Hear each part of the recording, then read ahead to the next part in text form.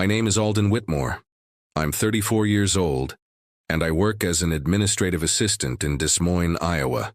If you look at family photos, I'm the one standing slightly to the side, half hidden behind someone's shoulder. Not because I'm shy, but because that's where I've always been placed. I'm the background, the afterthought, the son who doesn't require much attention because he never asks for any. My older sister Sienna has always been the star, loud, confident, demanding. Our parents worship her. Every achievement, every milestone, every casual complaint gets treated like breaking news. Me? I learned early on to smile with less, or sometimes with nothing at all. That Christmas of 2024, I thought maybe things would be different. I drove 3 hours through snow to make it home on time. I brought gifts I'd carefully chosen. I helped set the table without being asked. And when the time came to open presents, I watched Sienna tear into hers first, as always. She pulled out an envelope and screamed. Inside was a fully paid trip to Clearwater Beach. Flights, hotel, spending money, everything covered. Our parents beamed like they'd just funded a royal wedding. Everyone applauded. Sienna hugged them both and said it was the best gift she'd ever received. Then it was my turn. My mother handed me a small card with a nervous smile. I opened it. Inside was a $2 scratch-off lottery ticket. That's it. $2. I looked up, confused, and my father laughed. "Hey, you never know, right? Maybe you'll get lucky." Sienna leaned over, grinning. "Fingers crossed, little brother. Who knows, maybe this is your big break." Then she added, loud enough for everyone to hear, "Some people are just born with lower expectations, you know." The room erupted in laughter. I didn't. I sat there holding that ticket, feeling the weight of every year I'd been overlooked pressing down on my chest. This wasn't a joke. It was a message. A reminder of exactly where I stood in the family hierarchy. I wasn't worth planning for. I wasn't worth investment. I was worth $2 and a laugh.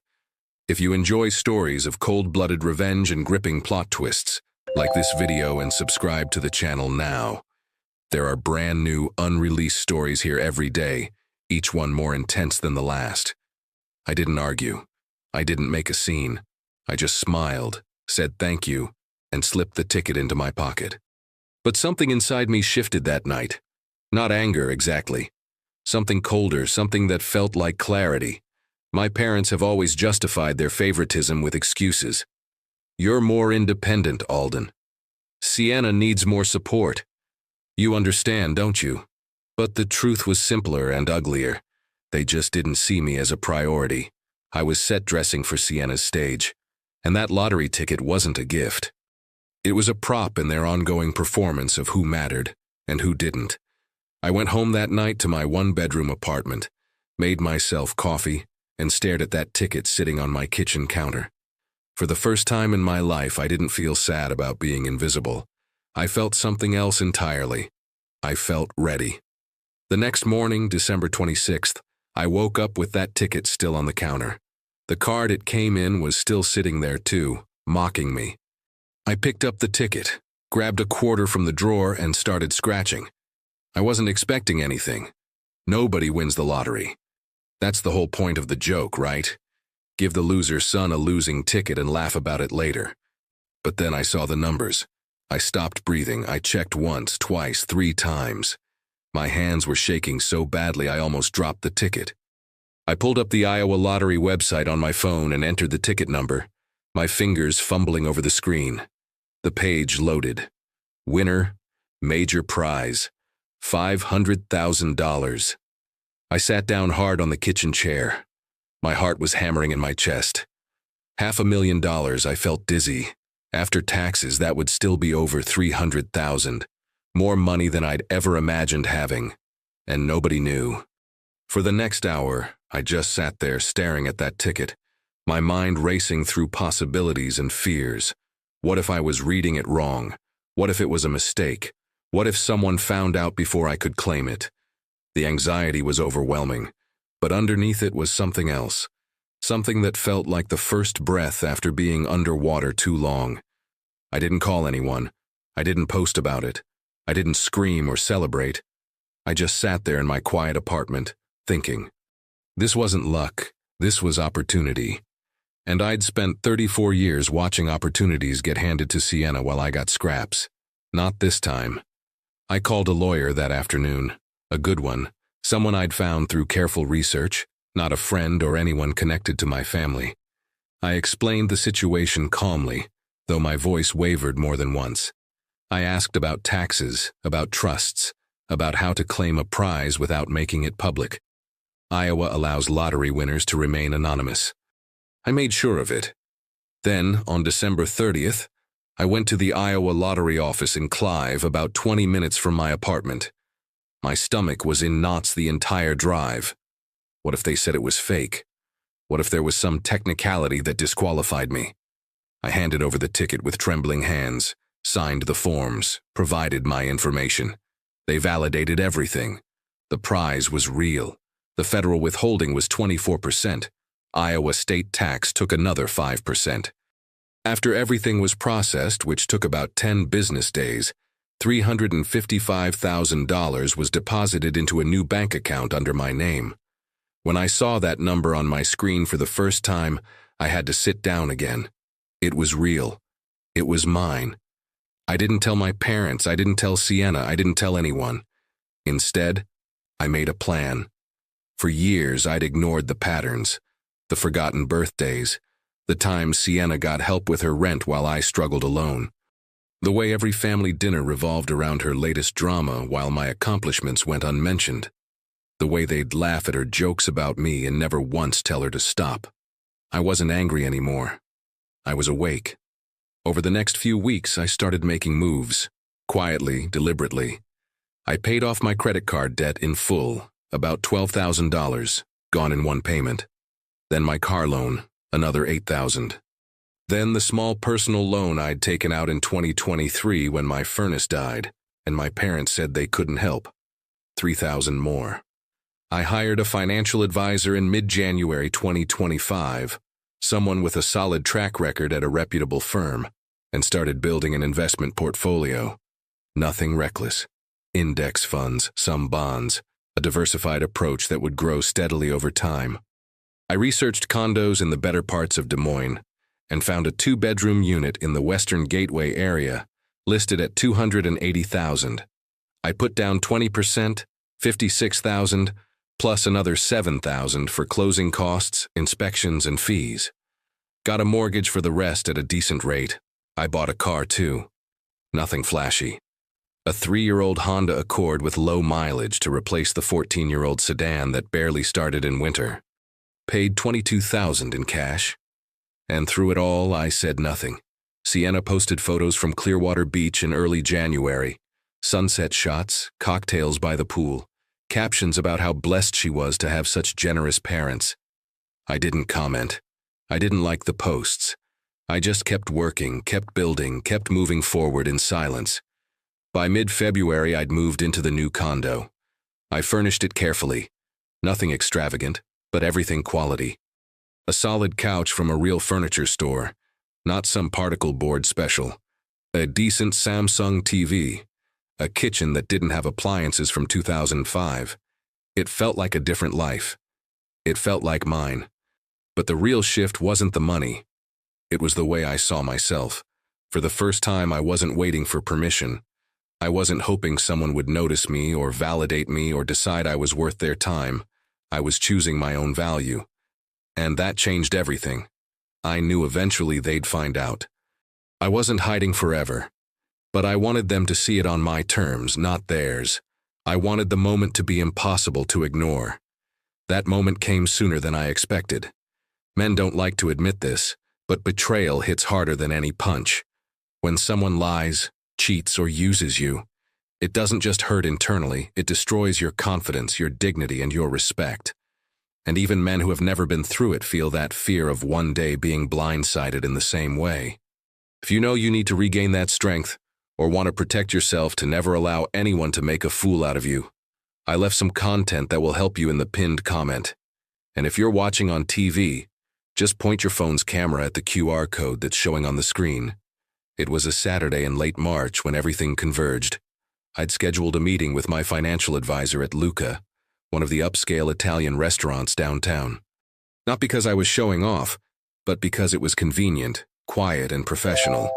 We were reviewing my investment portfolio over lunch, discussing diversification strategies and long-term growth projections. I was wearing a decent suit, nothing custom but well-fitted. I felt good, confident, like someone who had his life together because for the first time, I actually did. Then I saw them walk in. My parents, Sienna, all three of them dressed up for what looked like a celebratory lunch. It was late March, so probably just another excuse to celebrate Sienna. They always found reasons. They didn't see me at first. I was seated near the back, partially obscured by a decorative partition. I watched them get settled at a table near the window, watched the server bring them menus, watched my mother laugh at something my father said. Part of me wanted to leave, to avoid the confrontation, the questions, the inevitable awkwardness. That's what the old Alden would have done. Slipped out quietly, texted an excuse later, kept the peace. My chest tightened just thinking about it, but I wasn't that person anymore. My advisor noticed my distraction. "Everything okay?" he asked. "Yeah," I said, my voice steadier than I felt. "Just saw some family. Haven't talked to them in a while. You want to reschedule?" "No," I said. "Let's finish this." We spent another 20 minutes going over projections, discussing risk tolerance, finalizing some transfers. Professional, focused, and the entire time I could feel the moment building, like a storm gathering pressure. My heart was beating faster. I kept glancing toward their table without meaning to. Eventually, Sienna spotted me.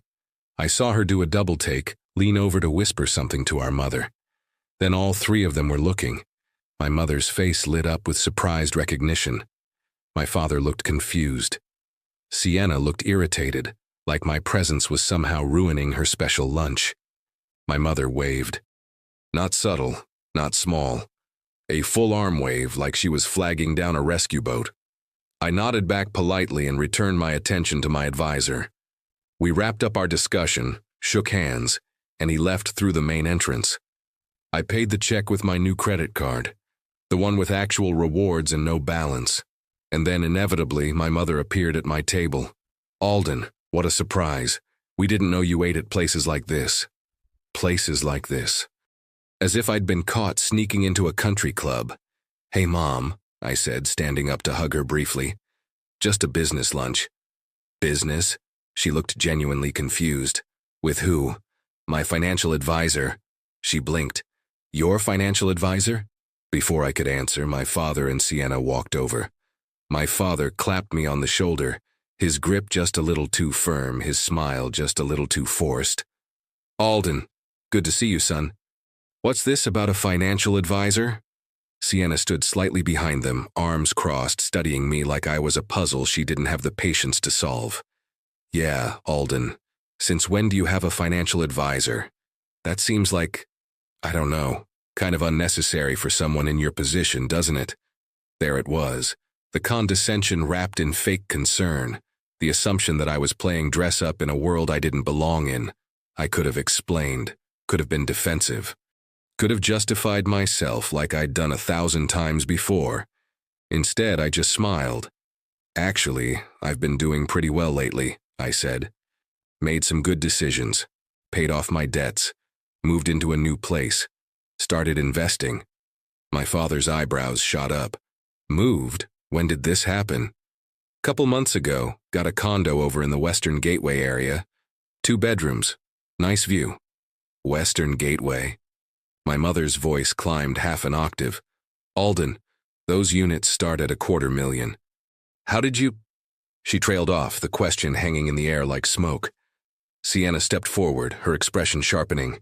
"Wait, seriously, what's going on? Did you take out some massive loan or something? Because this doesn't add up. You're an administrative assistant making what, $45,000 a year?" The way she said it, administrative assistant, like it was something to apologize for. I looked at all three of them. My parents, confused and uncomfortable. Sienna, suspicious and almost angry. And I realized this was the moment, the one I'd been building toward without fully knowing it. "Remember that Christmas present you gave me?" I asked. My father frowned. What present? The lottery ticket. There was a beat of silence. Then recognition flooded my mother's face. Her hand went to her mouth. "Oh my God," she whispered. My father stared at me. "You're kidding." "I'm not." Sienna's face went through several emotions in rapid succession. Disbelief, shock, and then something that looked a lot like anger. "You won? You actually won?" "I did." "How much?" I didn't answer that. I didn't need to. The fact that I was standing there, well-dressed, discussing investments over lunch at Luca was answer enough. My mother reached out like she was going to touch my arm, then pulled back. "Alden, why didn't you tell us? We're your family." And there it was, the question that had been waiting for months. "Because it was mine," I said simply. "You gave it to me as a joke, a $2 punchline, and when it turned out to be something real, I decided I wanted to handle it myself. No drama, no expectations, just me, figuring out my own life." My father's face had gone red. Not angry red, but embarrassed red. He looked down at his shoes. Sienna, however, wasn't embarrassed. She looked hurt, which surprised me, but underneath it was something defensive. "So that's it? You're just going to keep it all to yourself? Not even... I mean, we're still family, Alden." I looked at her for a long moment. "Like you shared that beach trip with me?" She opened her mouth, closed it, opened it again. Nothing came out. "I'm not angry," I said, and I meant it. "I'm just done waiting for you all to see me as someone worth considering. I decided to see myself that way instead. And honestly, it's been the best decision I ever made." My mother looked like she might cry. My father still wouldn't meet my eyes. Sienna looked like she wanted to say something cutting but couldn't find the words. I picked up my jacket from the back of the chair. "Enjoy your lunch," I said. "It was good seeing you." And I walked out of that restaurant with my head up, my shoulders back, and the absolute certainty that I didn't need their approval anymore, because I already had my own. The weeks that followed were strange, quiet but strange. My phone stayed silent for 3 days after the restaurant encounter. No calls from my parents, no texts from Sienna.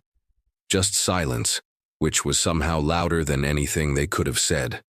On the 4th day, in early April, my mother called. I let it go to voicemail.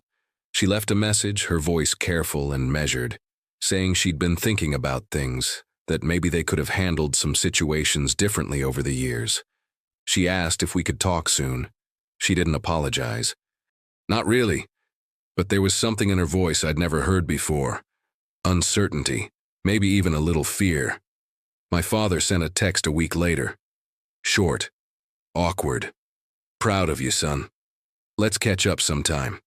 I read it twice, looking for the catch, the condition, the subtle dig. There wasn't one. It was just simple, almost sincere. Sienna didn't reach out at all. I didn't chase any of them, didn't demand apologies or explanations. I just kept living my life, which had become something I actually recognized now. I enrolled in an online project management certification course through an accredited program, something I'd been putting off for years because I never thought I was good enough for it. Turned out I was more than good enough. I finished in 6 weeks with a 92% average. My supervisor at work noticed the change too. Not the money, I never mentioned that, but the confidence. The way I spoke up in meetings now, the way I didn't apologize for taking up space. In late April, she asked if I had a few minutes to talk privately. We sat in her office and she leaned back in her chair, studying me. "There's a coordinator position opening up," she said. "Better salary, more responsibility. I think you should apply." I was surprised. "Really? Really?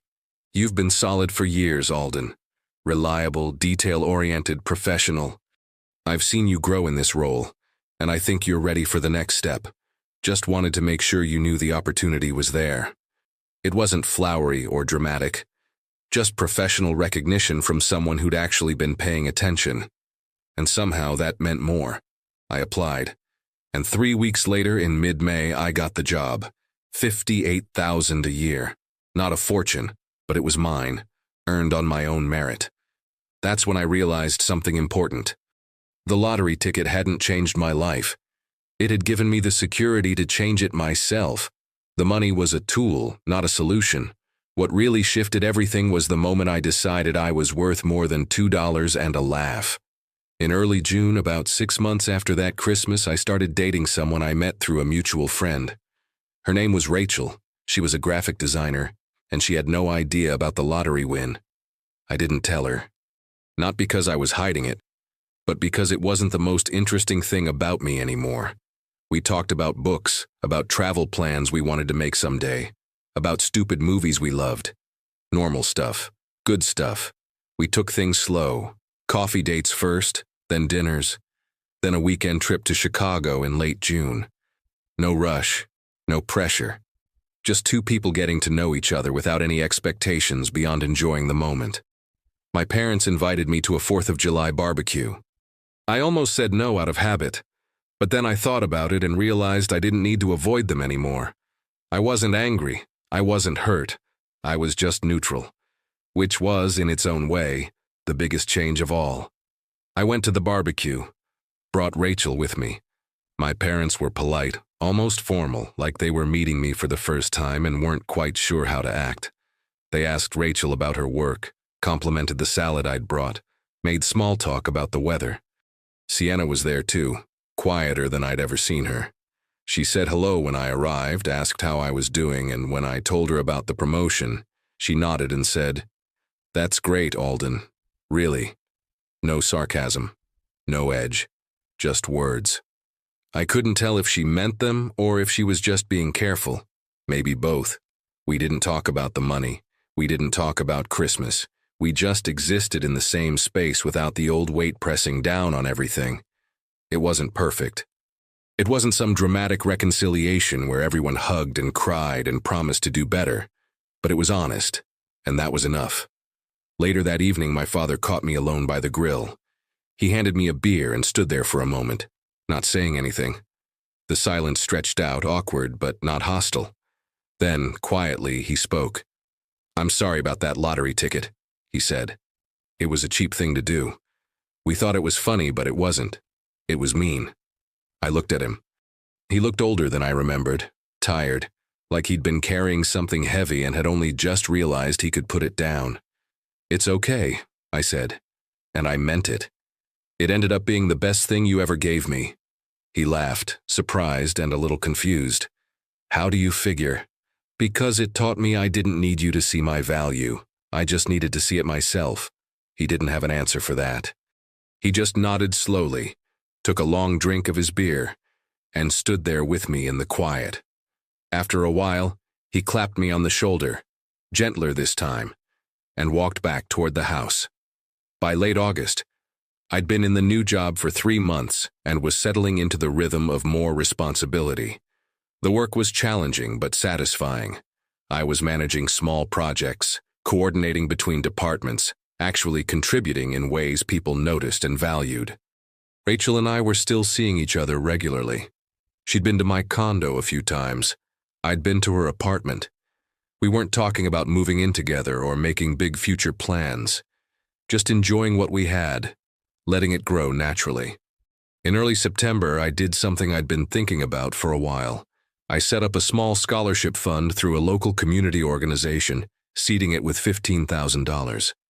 It wasn't a massive endowment, just enough to provide 2 students each year with a $1,000 grant to help with books, tuition, or living expenses.